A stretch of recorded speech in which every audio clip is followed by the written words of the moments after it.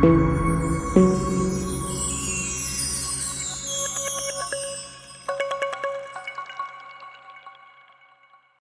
ரிவ்யூவில் எந்த மூவி பற்றி பார்க்க போகிறோன்னா ரெட்ரோ.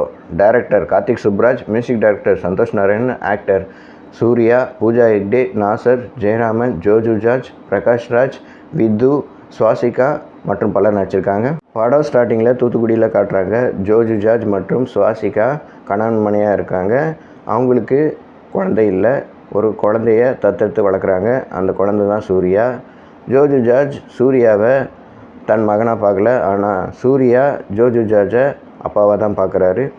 ஒரு கட்டத்துக்கு மேலே சுவாசிகா இறந்து போயிடுறாங்க. ஜோஜு ஜார்ஜ் தான் சூர்யாவை வளர்க்குறாரு. ஜோஜு ஜார்ஜ் அடிக்கடி கட்ட பஞ்சாயத்து போன்ற செயல்களில் ஈடுபடுறதுனால சூர்யாவும் அதே மாதிரி செயல்களில் ஈடுபடுறாரு. சூர்யா பூஜா ஹெக்டேவை கல்யாணம் பண்ணணும் அப்படின்றதுக்காக அடிதடியெல்லாம் விட்டுட்டு நார்மல் லைஃப்குள்ளே போகணுன்னு நினைக்கிறாரு. கல்யாண ரிசப்ஷனில் சூர்யாவுக்கும் ஜோஜு ஜார்ஜுக்கும் பிரச்சனையாகுது. அதனால் சூர்யா ஒரு சம்பவம் செஞ்சிடறாரு. சூர்யா ஜெயிலையும் தள்ளப்படுறாரு. அதுக்கப்புறம் சூர்யா பூஜா ஹெக்டேவை சந்திச்சாரா இல்லையா, அவங்க லவ் சக்ஸஸ் ஆச்சா இல்லையா அப்படின்றது தான் மீதி கதை. சூர்யா ஆக்டிங், ஸ்க்ரீன் ப்ரெசன்ஸில் ரொம்ப நல்லாவே பண்ணியிருக்காரு. ஆக்ஷன் சீக்வன்ஸில் ரொம்ப நல்லாவே பட்டை கிளப்பியிருக்காருன்னே சொல்லலாம். சூர்யா ஃபஸ்ட் ஹாஃப் முழுக்க சிரிக்கவே இல்லை. அதுக்கு ஒரு பேக் ஸ்டோரி இருக்குது. அந்த ஆக்டிங்கும் ரொம்ப நல்லாவே பண்ணியிருக்காரு. பூஜா ஹெக்டே சூர்யாவுக்கு பேராக நடிச்சிருக்காங்க. இவங்க கேரக்டர் ரொம்ப நல்லாவே பண்ணியிருக்காங்க. சூர்யாவுக்கு அப்புறம் முக்கியமான கேரக்டர்னால் இவங்க கேரக்டர் தான். இருந்தாலும் ஃபஸ்ட் ஹாஃபில் உள்ள இம்பார்ட்டன்ஸ் செகண்ட் ஹாஃபில் இல்லை. ஜோஜு ஜார்ஜ் சூர்யாவுக்கு அப்பாவாக நடிச்சிருக்காரு. ஒன் ஆஃப் த வில்லன் இந்த படத்தில். கொடுக்கப்பட்ட கேரக்டர் ரொம்ப நல்லாவே பண்ணியிருக்காரு. ஜெயராமன் சிரிப்பு டாக்டராக வராரு. காமெடி ரோல் இந்த படத்தில். இருந்தாலும் ஒரு சில காமெடி ஒர்க் அவுட் ஆகுது, எல்லாமே ஒர்க் அவுட் ஆகலை. இந்த படத்தில் வில்லன் பட்டாளமே இருக்குது. ஜோஜு ஜார்ஜை ஒரு வில்லனாக காட்டுறாங்க. அதுக்கப்புறம் பிரகாஷ் ராஜை வில்லனாக காட்டுறாங்க. அதுக்கப்புறம் சுஜித் சங்கரை ஒரு வில்லனாக காட்டுறாங்க. அதுக்கப்புறம் நாசர் அந்தமான் தீவு தலைவராக இருக்கார். ராஜவேல் மிராசே அப்படின்ற ஒரு கேரக்டரில் வராரு. அவரையும் அவர் பையனான வித்து மைக்கேல் மிராஸ்ன்ற ஒரு கேரக்டரில் வராரு. அவரையும் வில்லனாக காட்டுறாங்க. இந்த கேரக்டர் எல்லாமே வில்லனாக தான் காட்டுறாங்க. ஆனால் எந்த ஒரு கேரக்டரும் ஸ்ட்ராங்காக எழுதப்படலை. படத்தோடைய பாசிட்டிவ், சினிமாட்டோகிராஃபர் ஸ்ரேயாஸ் கிருஷ்ணா ரொம்ப நல்லாவே பண்ணியிருக்காரு. இந்த படத்தில் வெரைட்டிஸ் ஆஃப் ஃபைட் சீன் இருக்குது. சூர்யாவுக்கு சைல்டுஹுட் கேரக்டரில் ஒரு சின்ன பையன் நடிச்சிருக்கான்.